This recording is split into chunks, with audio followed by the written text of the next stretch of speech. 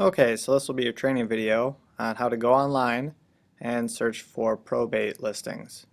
So basically you're going to use three tools. The first one's going to be CCAP, which is the Circuit Court Access Point. The link will be provided. Access Dane, which is another resource, which the link will also be provided. And then using Microsoft Excel. So the first thing you're going to do is go into CCAP using this link right here. So for this purpose we'll just copy, open up our internet, and we'll just go ahead and paste this right in there, and it's going to bring you to this screen. I already had it open, so that's why nothing changed. So now we can go back into our instructions and see that we want to select the desired county, which is going to be Dane for this purpose, and then we're going to enter a case number. So I'm going to go ahead and copy the case number, Control C, and like I said, we're going to go to the desired county, which is Dane. So down here we're going to click on Dane County, and then we're going to go ahead and paste in that case number. So it's going to be 2015 PR, which stands for probate, and then 000200. So this is case number 200. So go ahead and hit search, and that's going to bring up an estate for this individual right here. So we'll go back into our instructions, and we can see that we need to scroll down to the party details and find the descendant's address. So we'll go down, we'll go back into our internet and scroll down and go down to the party details, and we're going to find the descendant right here. And we're going to find, once we're in there, we're going to find their address, and then we're going to verify it using Access Dane, which is the one that I had talked about up here. So we're going to go ahead and grab that address, and then we're going to go ahead and open up the next window. So the address right here of the decedent is 234 Garnett Lane.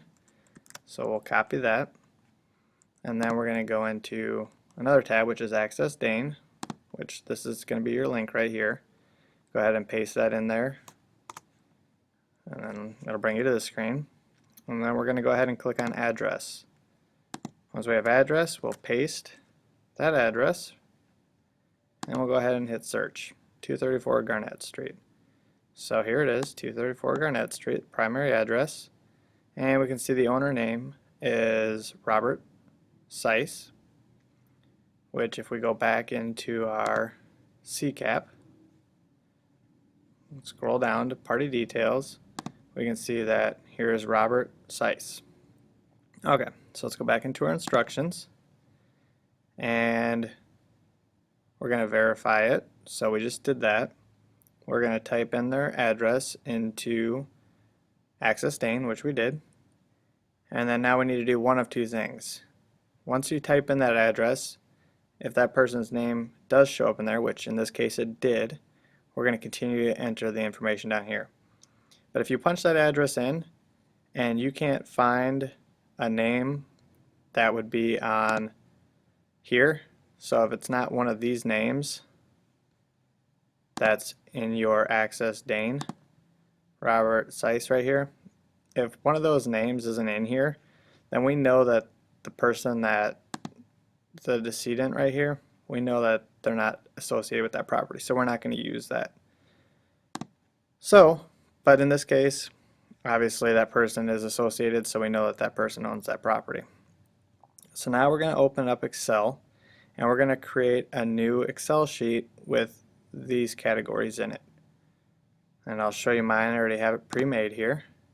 So we have the filing date, the decedent's first name, the decedent's last name, the street address, the city, state, and zip, and then PR first, which is going to be the personal representative's first name, the personal representative's last name, the mailing address of the personal representative, their city, state, zip code, and then we're going to put the case number in there as well.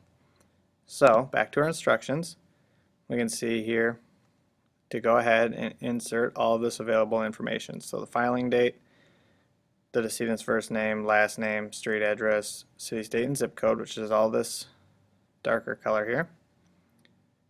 And then we're going to go ahead and enter all of the personal representatives information over here in the green.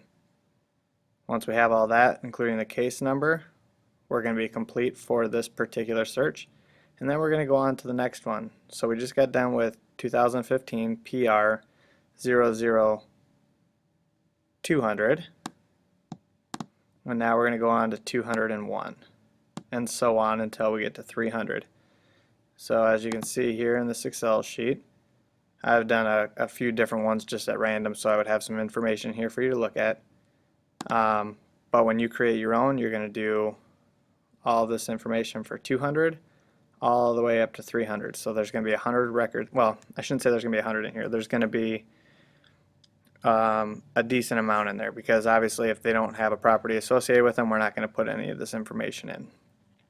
So that's it for this training video. Good luck. And one other thing, once you're done with this list, you're going to go ahead and email all the information that you combine to Madison House Buyers at gmail.com. And I'll blow this up so you can see it a little better. And that is where you're going to send all of the information in your Excel sheet to. And then that's it.